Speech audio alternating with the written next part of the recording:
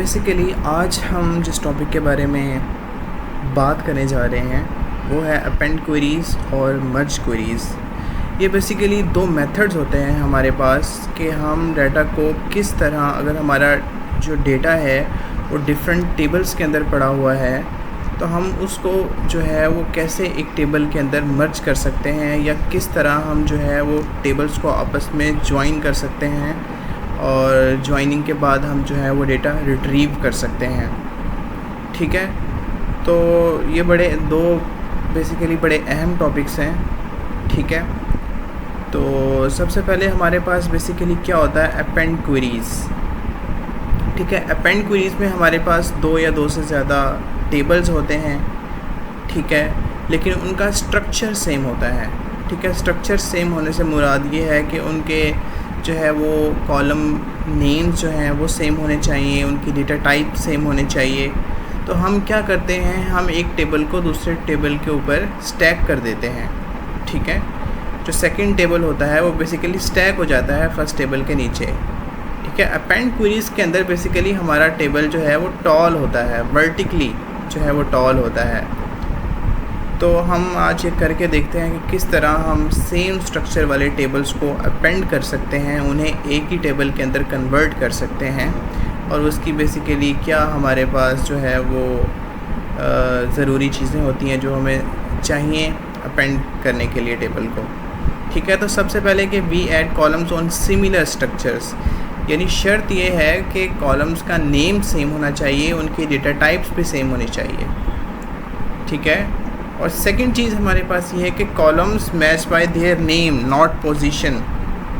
ठीक है, जो कॉलम्स दो टेबल्स के अंदर जो डिफरेंट कॉलम्स हैं सेम नेम वाले, वो बेसिकली उनके नेम्स की वजह से अपेंड कर रहा होता है पावर BI, ना कि उनकी पोजीशन की वजह से। फ़र्ज़ करें हमारे पास एक टेबल के अंदर जो है वो ID कॉलम जो है वो फर्स्ट कॉलम है, और यहाँ पे सेकंड टेबल के अंदर ID कॉलम सेकंड या थर्ड कॉलम है। तो बेसिकली पोजीशन को नहीं देखेगा, वो ये देखेगा कि यहाँ भी ID जो है वो नेम है कॉलम का, यहाँ भी ID नेम है, तो क्या करेगा, इन दोनों को अपेंड कर देगा, ना कि इनकी पोजीशन की बेस पे कि कौन पहले है और कौन बाद के अंदर। ठीक है, और सबसे अहम बात कि अपेंड क्वेरीज़ के अंदर क्या ये ज़रूरी है कि दोनों टेबल्स के अंदर सेम नंबर ऑफ़ कॉलम्स होने चाहिए? बिल्कुल भी नहीं। ठीक है, ऐसा भी हो सकता है कि एक टेबल के अंदर 3 कॉलम्स हो, दूसरे के अंदर 4 कॉलम्स हो। तो बेसिकली होता क्या है, जो सेम स्ट्रक्चर वाले कॉलम्स होते हैं वो तो हो जाते हैं हमारे पास, अपेंड हो जाते हैं, बट जो एक्स्ट्रा हमारे पास कॉलम होता है उसमें क्या आ जाती हैं, बेसिकली वो नल वैल्यूज़ आ जाती हैं। ठीक है, और बाकी it will add column if they are in different order. ये मैं ऊपर बता चुका हूँ कि अगर कॉलम जो है वो उनका ऑर्डर डिफरेंट है बेसिकली टेबल्स के अंदर, बट नेम सेम है, तो अपेंड क्वेरीज़ हमारी वर्क करेगी। ठीक है, और column order will determine by the first append table. ठीक है, जो सबसे पहला टेबल जो है वो हम जिसमें अपेंड करेंगे सेकंड वन को, तो फर्स्ट वन के अगर हम अंदर जो है वो कॉलम्स का ऑर्डर चेंज करते हैं तो वो चेंज जो है वो हमारी रिफ्लेक्ट होगी किसके अंदर, अपेंड टेबल के अंदर। हम ये चीज़ें करके देखते हैं। सबसे पहले तो मैं यहाँ से अपना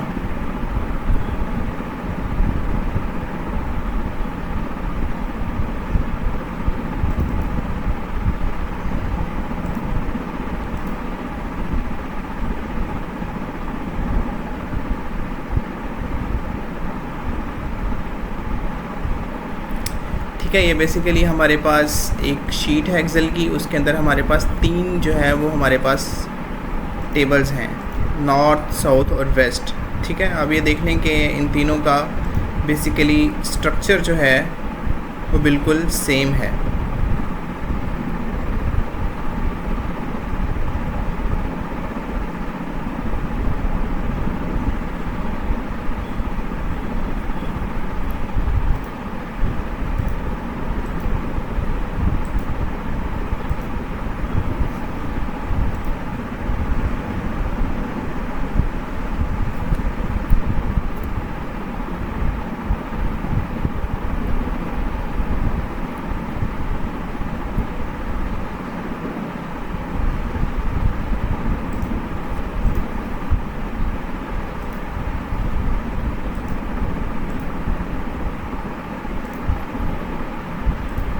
हम यहाँ से अपना न्यू सोर्स जो है वो ऐड कर लेते हैं ऑलरेडी, चूँकि मैं पहले इसके ऊपर काम कर रहा था तो डाटा ऑलरेडी जो है वो मेरे पावर BI सिमेंटिक मॉडल के अंदर जो है वो मौजूद था। तो हम दोबारा जो है वो टेबल्स को क्या करते हैं, इंपोर्ट कर लेते हैं।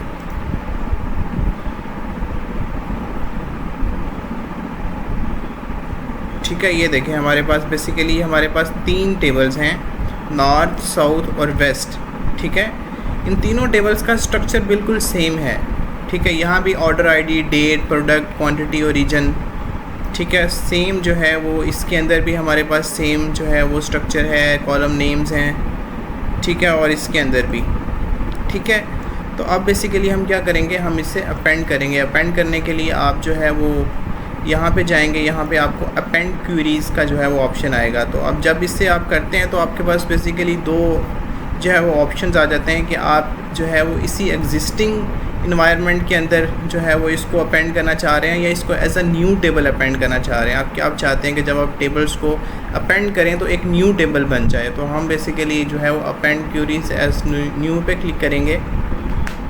ठीक है, और बेसिकली हम यहाँ पे 3 और मोर टेबल्स पे जाएंगे। ठीक है, सबसे पहला हमारे पास जो है वो टेबल जो अपेंड है वो नॉर्थ है। सेकंड वन हम साउथ ऐड करेंगे और देन वेस्ट। ठीक है, अब हमने क्या किया, तो ये हमारे पास अपेंड होके टेबल आ गया है। ठीक है, तो अब हम क्या करते हैं, बेसिकली जब हमारे पास टेबल अपेंड हो गया है तो अब हम इस टेबल के ऊपर वर्किंग करना चाहते हैं। हम चाहते हैं कि ये जो हमारे पास पहले वाले टेबल्स हैं ये बेसिकली हमारे पावर BI सिमेंटिक मॉडल के अंदर लोड ना हो। ठीक है, तो हम इन्हें इनेबल लोड कर देते हैं। मैं इसको भी इनेबल कर दूंगा और इसको भी। अब ये तीनों जो टेबल्स हैं ये हमारे मॉडल के अंदर लोड नहीं होंगे, सिर्फ ये अपेंड टेबल जो है जिसके ऊपर हमने अपेंड क्वेरीज वाला जो है वो ऑपरेशन परफॉर्म किया है, तो यही सिर्फ हमारे जो है वो मॉडल के अंदर लोड होगा। ठीक है, तो मैं इन तीनों को जो है वो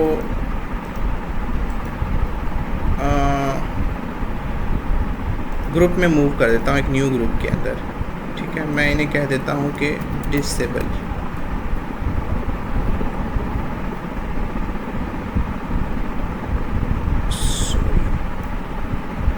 हम इसको ऊपर ड्रैग कर देते हैं। ठीक है, ये हमारे पास अपेंड टेबल है। तो अब हम चेक कर लेते हैं कि बेसिकली डिफरेंट चीज़ें जो है वो टेस्ट करके देखते हैं। तो आप ये देखें कि हमारे पास जो सबसे पहला टेबल था जिसे हमने अपेंड किया वो नॉर्थ था।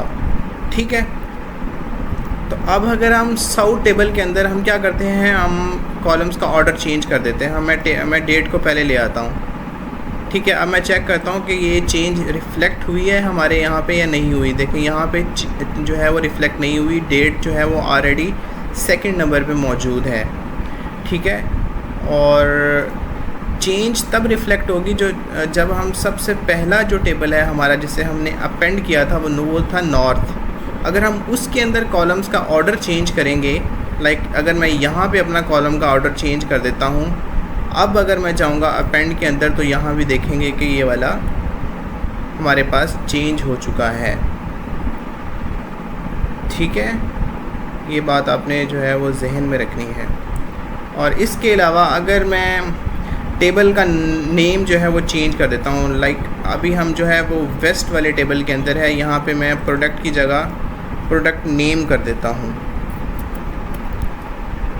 ठीक है, तो अब क्या होगा, प्रोडक्ट नेम के अंदर बेसिकली 5 प्रोडक्ट्स हैं। ठीक है, अब मैंने इसका नेम चेंज कर दिया प्रोडक्ट से। अब यहाँ पे देखें कि ये अप्लाइड स्टेप्स के अंदर बेसिकली ये चेंज जो है वो रिकॉर्ड हो गई है। अब हम चलते हैं अपने अपेंड टेबल के अंदर और यहाँ देखें ये हमारे पास 5 नल वैल्यूज़ आ गई हैं, क्योंकि अब हमारे पास कॉलम का नेम जो है वो मैच नहीं कर पा रहा। ठीक है, तो क्या हो गया, यहाँ पे हमारे पास कॉलम का नेम मैच नहीं कर रहा, इसलिए हमारे पास ये नल वैल्यूज़ आ गई हैं। ठीक है, तो अगर आप कॉलम का नेम चेंज कर देंगे तब भी जो है वो मसला हो जाएगा, नल वैल्यूज़ आ जाएंगी। लेट्स से जो है वो मेरे पास क्वांटिटी है। ठीक है, इसकी डेटा टाइप जो है वो इस वक्त क्या है, एक मिनट, होल नंबर है, ठीक है। मैं इसको टेक्स्ट में चेंज कर देता हूँ। मैंने अब इसे टेक्स्ट में चेंज कर दिया, यहाँ पे आप दे सकते हैं ABC आ गया। तो अब हम अपेंड के अंदर चलते हैं और यहाँ पे क्वांटिटी, ये देखें क्वांटिटी कॉलम के ऊपर आप देखें तो यहाँ पे मिक्स डेटा टाइप्स आ रही हैं, ठीक है। जो हैं वो कुछ जो हैं वो हमारे पास होल नंबर में आ रही हैं और कुछ जो है वो हमारे पास किस में आ रही हैं, टेक्स्ट में आ रही हैं। तो इस तरह काम नहीं चलेगा, हमें यहाँ पे डेटा टाइप जो है वो ठीक करनी पड़ेगी। तो डेटा टाइप हमेशा याद रखें कि सेम होनी चाहिए, ठीक है। तो हम इसे कर देते हैं होल नंबर, गॉट इट। तो बेसिकली इस तरह जो है वो आपका अपेंड क्यूरी काम करती है।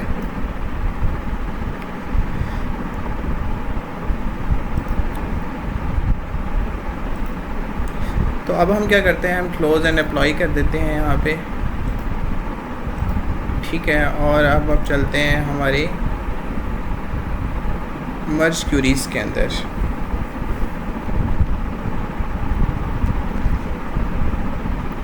तो मर्ज क्यूरीज़ के अंदर बेसिकली क्या होता है कि हम एक टेबल को जो है वो दूसरे टेबल के साथ जो कॉलम्स होते हैं, बेसिकली हम कॉलम्स को आपस में मर्ज कर देते हैं, ठीक है।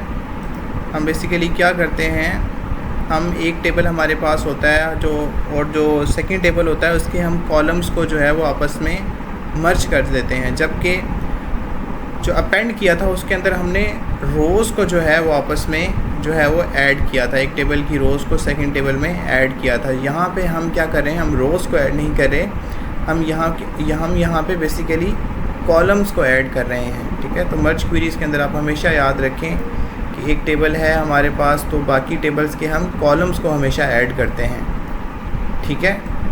तो ये टेबल क्या होता है, बेसिकली ये हॉरिजेंटली जो है वो बढ़ता है, टेबल वास्ट होता है, ठीक है। ये वर्टिकली जो है वो नहीं बढ़ता। तो इसमें बेसिकली हम डेटा जो है वो जॉइन करते हैं दूसरे टेबल से बेस्ड ऑन कॉमन की। हमारे पास एक कॉमन कॉलम होता है दोनों टेबल्स के दरमियान, जिसकी बेस पे हम जो है वो कॉलम्स को आपस में जॉइन कर देते हैं। और जॉइंट्स की भी हमारे पास डिफरेंट टाइप्स होती है, ठीक है। लेफ़्ट आउटर होता है, right outer, full outer, inner और लेफ़्ट एंटी, ठीक है। तो इनके डिस्क्रिप्शंस आप पढ़ लें, इन्हें अच्छे से समझ लें, क्योंकि जब भी आप डाटा को जो है वो मर्ज कर रहे होते हैं तो आपको जो है वो जॉइंट टाइप्स का और वो कैसे काम करते हैं, किस सिचुएशन में कौन सा जॉइंट यूज़ करना है, ये सबसे ज़्यादा ज़रूरी है। और एक सबसे अहम बात कि जो हमारे पास पहला टेबल होता है जिसे हम मर्ज कर रहे होते हैं वो बेसिकली लेफ़्ट टेबल होता है, और जो सेकंड टेबल होता है वो हमारे पास राइट टेबल होता है, ठीक है। तो ये ऑर्डर, इस ऑर्डर को जो है वो हमेशा याद रखना बहुत ज़रूरी है, क्योंकि अगर आप इसे याद नहीं रखेंगे और फिर आप जो है वो जॉइंट्स जो है वो लगा देंगे तो आपकी जो है वो हमेशा गड़बड़ हो जाएगी, आपके रिज़ल्ट्स जो हैं वो गलत आएंगे, ठीक है। तो हम दोबारा किस पे जाते हैं, ट्रांसफॉर्म डेटा पे जाते हैं। और अब हम क्या करते हैं, अब हम हमारे पास ये अपेंड हो चुका है टेबल।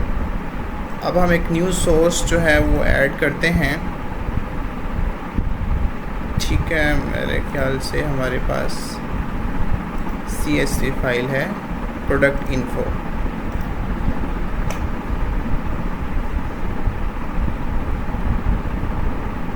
ठीक है, ये हमारे पास एक प्रोडक्ट इन्फो कॉलम है। हम इसको क्या करेंगे, मर्ज कर देंगे जो हमारे पास ऑलरेडी अपेंड हो चुका है टेबल उसके अंदर, ठीक है।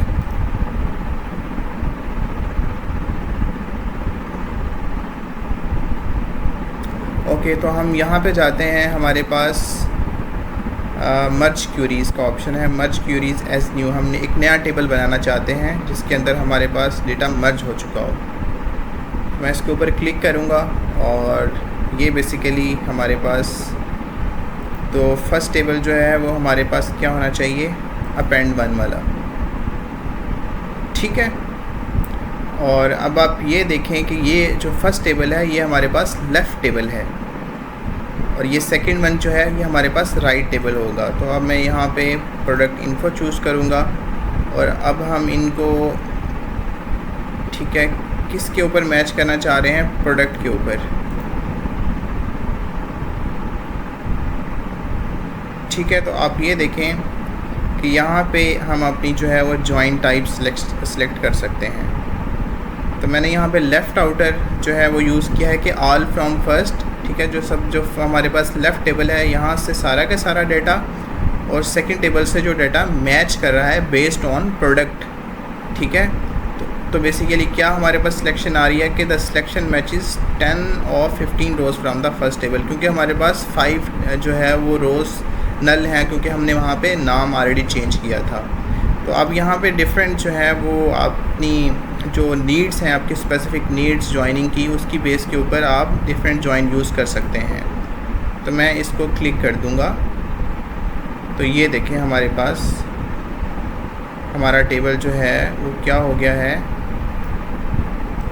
वास्ट हो गया है। तो इस तरह हमने क्या किया है, हमने डेटा को जॉइन कर दिया है आपस में।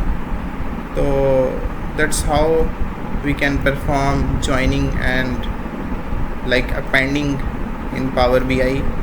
और ये बहुत ज़्यादा ज़रूरी है क्योंकि आपके पास डिफरेंट टेबल्स होते हैं, तो जो सेम स्ट्रक्चर वाले होते हैं आप उन्हें हमेशा अपेंड कर देते हैं, और समटाइम्स जो है वो बेसिकली आप डेटा को रिकम्बाइन करना चाह रहे होते हैं, आप डेटा को जो है वो इनरिच करना चाह रहे होते हैं एक बिग पिक्चर देखने के लिए।